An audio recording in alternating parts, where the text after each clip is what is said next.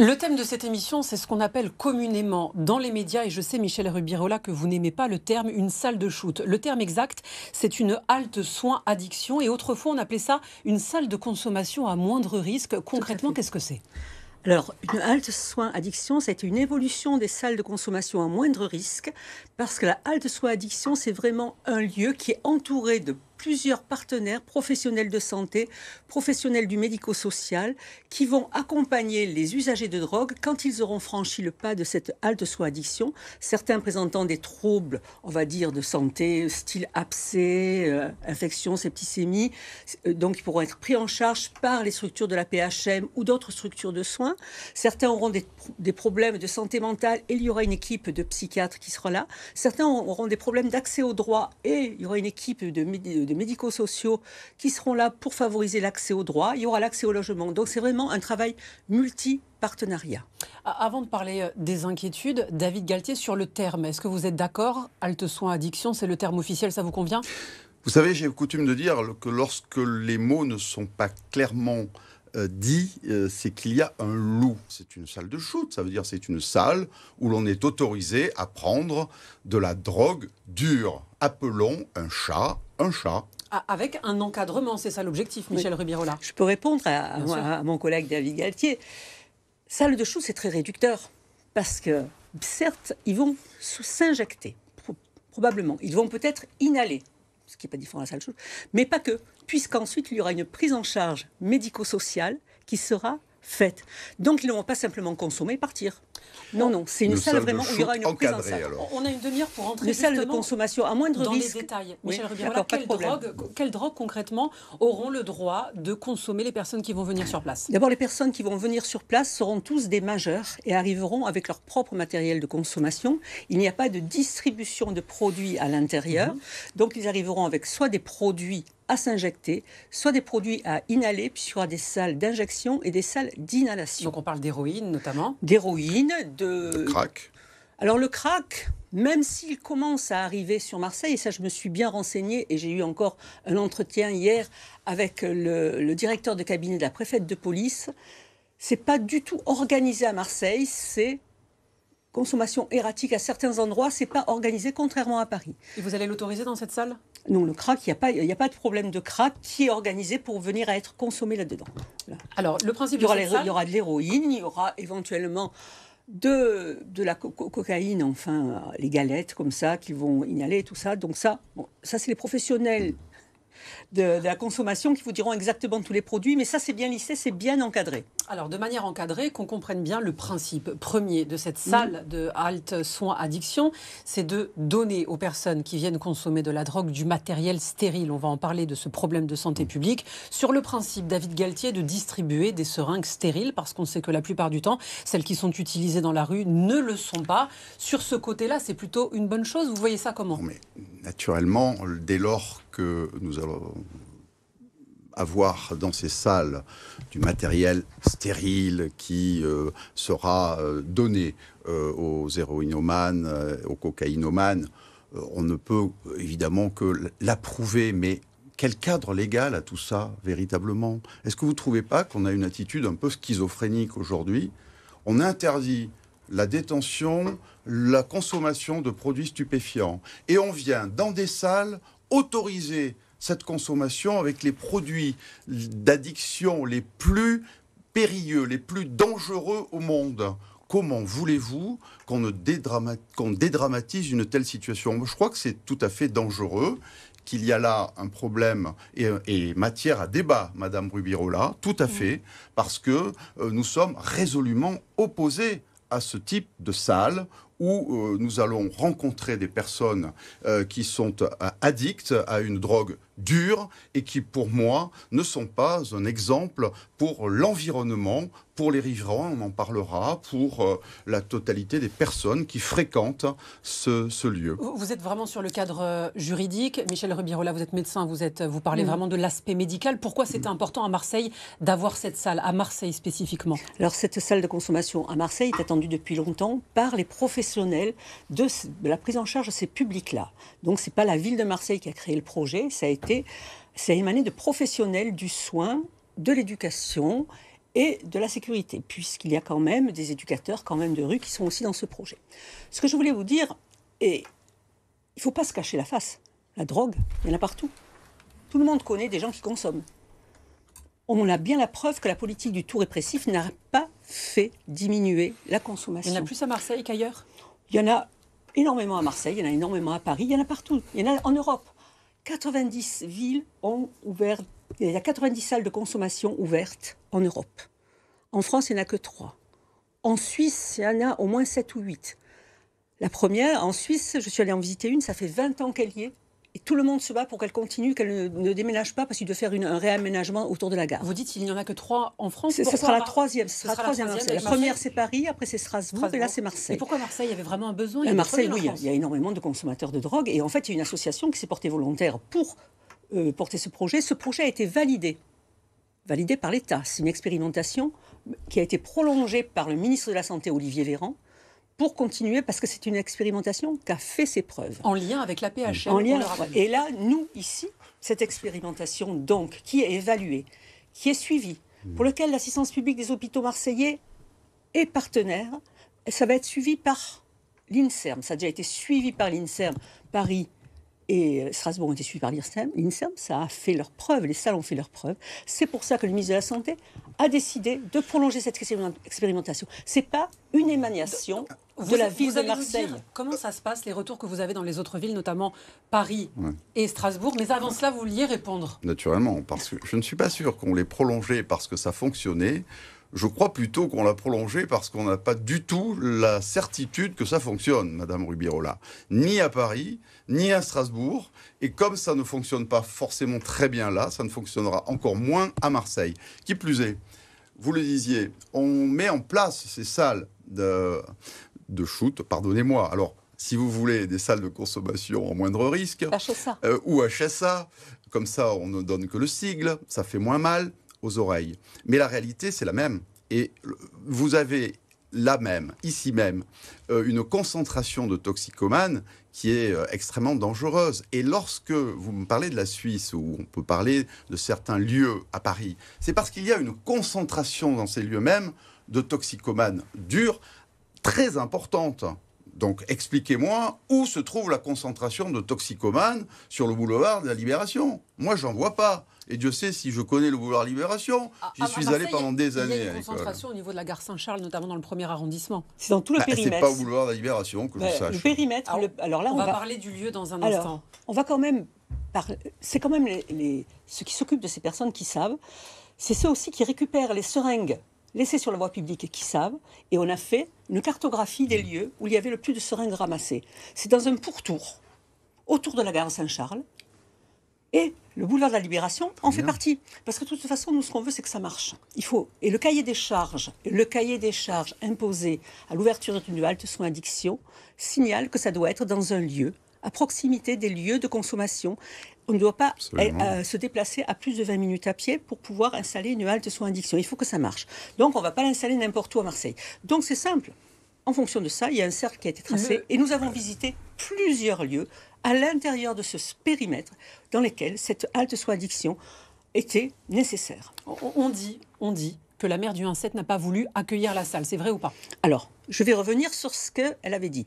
Moi, quand je suis allée en Suisse, j'ai vu qu'il y avait la halte soins addiction était au pied de la gare. Parce qu'il y avait beaucoup de consommateurs. Je dis, ben voilà, au pied de la gare, il y a un espace qui est un peu délabré, un parking, on pourrait envisager de le faire là. Donc on trouvait que cet endroit était idéal parce qu'il y avait quand même des lieux de consommation. Sauf qu'il y a un projet de requalification de la métropole et que ce n'était pas le bon moment pour venir ici en installant une salle alors qu'il y a un projet de requalification qui est mis en place par la métropole et la ville de Marseille sur ce quartier-là. Donc il est impossible, quand il y a un projet de requalification, d'installer là cette salle au pied des escaliers de la gare Saint-Charles, qui était le lieu qui avait été présumé comme ça. C'est pour ça qu'on a présumé plusieurs lieux, on a visité plusieurs lieux. Et après, on voit si ce lieu est possible ou pas. Et ça, ce lieu n'était pas possible.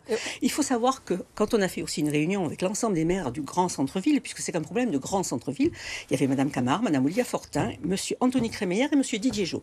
Ils ont tous dit que quel que soit le lieu où ça s'était choisi, ce serait un projet porté par les maires du grand centre-ville. Donc, ils travailleront tous en collaboration pour que ce projet marche. Le lieu qui a été choisi, c'est donc le 110 boulevard de la Libération à Marseille. Depuis que le lieu a été révélé, eh bien, on entend beaucoup les riverains qui sont en colère, qui sont inquiets. On va les écouter dans un instant. Mais sur ce lieu, David Galtier, est-ce que vous avez échangé avec les riverains? Quelles sont leurs remontées? Quelles sont leurs inquiétudes avant qu'on les écoute? Nous avons échangé, Bruno Gilles, qui connaît particulièrement bien le secteur, puisqu'il a été élu maire pendant 25 ans, a été le premier, évidemment, à réagir face à ce choix qui nous paraît totalement absurde au regard de cet environnement.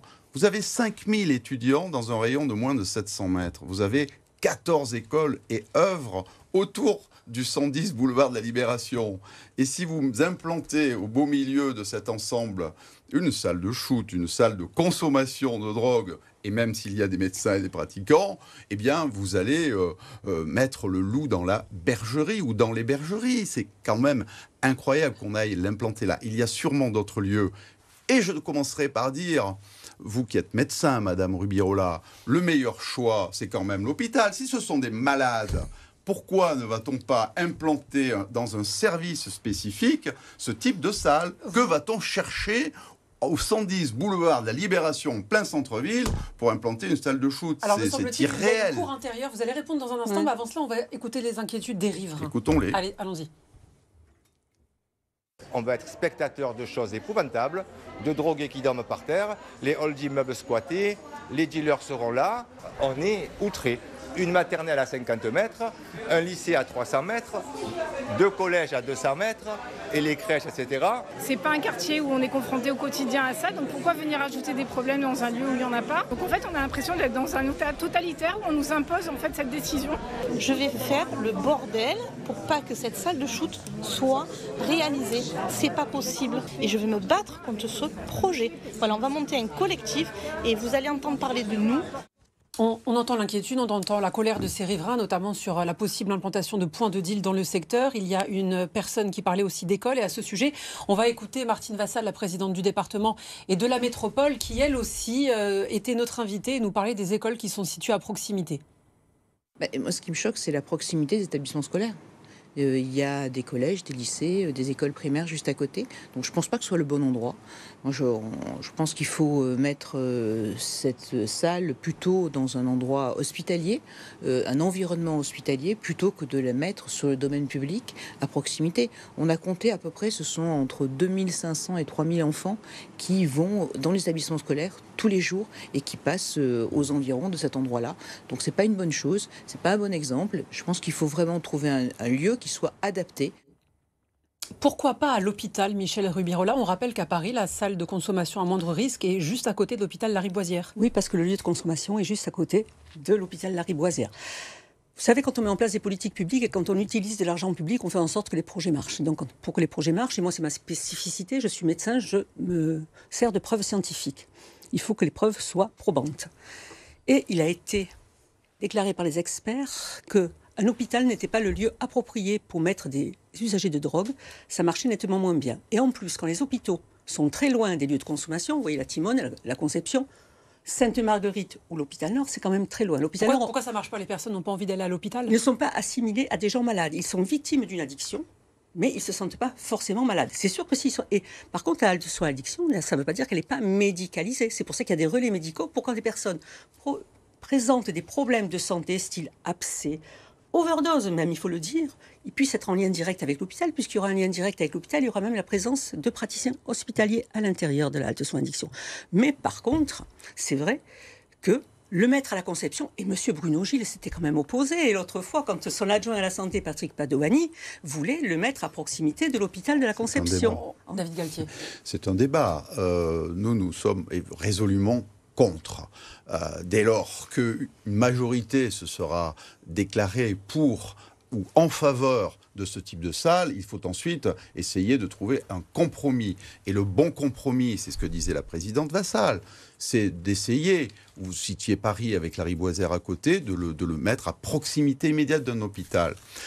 J'avoue que je suis assez perplexe également face aux questions de sécurité et de délinquance. Selon vous, il y a un risque de délinquance autour de cette salle, et lequel risque? Mais c'est un risque lié à la présence de dealers, car vous n'imaginez tout de même pas que les dealers vont laisser les consommateurs venir tranquillement sans leur proposer à proximité des drogues, et des drogues dures qui plus est. C'est pourquoi je vous disais à quel point je suis inquiet pour nos jeunes, nos étudiants, sachant que dans un périmètre autour de la salle, les forces de l'ordre, policiers, gendarmes, police municipale... Vous êtes favorable à un dispositif de sécurité autour de la salle? Mais oui, sauf qu'on ne peut pas y faire exécuter la loi qui prévoit, encore une fois, l'interpellation des usagers de stupéfiants, parce qu'il y a un corollaire à la mise en place des salles de shoot, c'est que la police et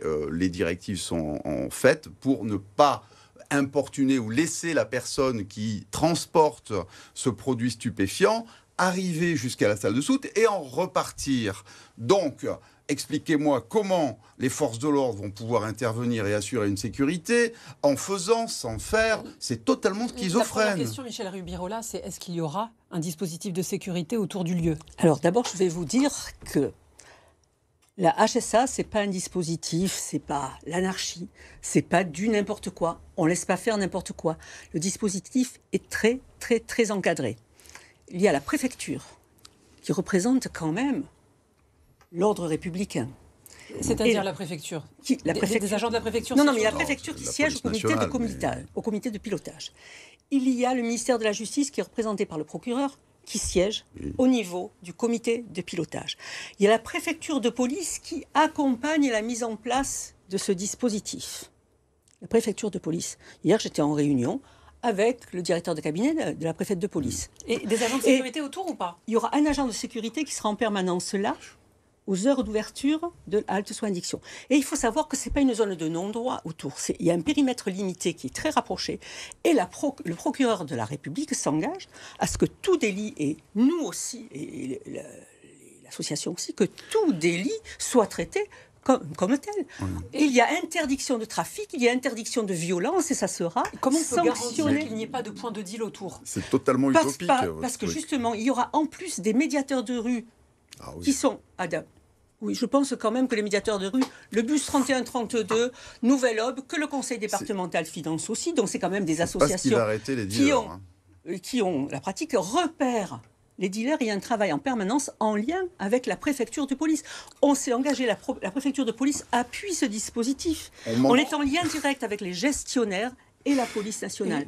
Un agent de sécurité, des médiateurs de rue... Oui. Et une cour intérieure. Si on prend un peu de recul et qu'on parle de l'aspect politique, Jean-Claude Gaudin, de son temps, s'y était dit d'une manière favorable. Il s'y était sans doute résolu, mais encore une fois, peut-être dans des conditions différentes et sur un lieu différent, et pas forcément au boulevard de la Libération. Je note simplement que si Marseille avait besoin d'une nouvelle poche d'insécurité, eh bien, on va en créer une supplémentaire. Voilà. Vous êtes favorable à la salle, mais pas au lieu, c'est ça? Mais la salle encadrée, et encore une fois, dans un lieu qui soit un hôpital ou à proximité de l'hôpital. Mais pas au boulevard de la Libération. Pas au boulevard de la Libération, vous en supplie, Madame Rubirola. Nous sommes prêts à discuter avec vous. Vous citiez tout à l'heure la métropole et les travaux qui sont faits en liaison avec la ville.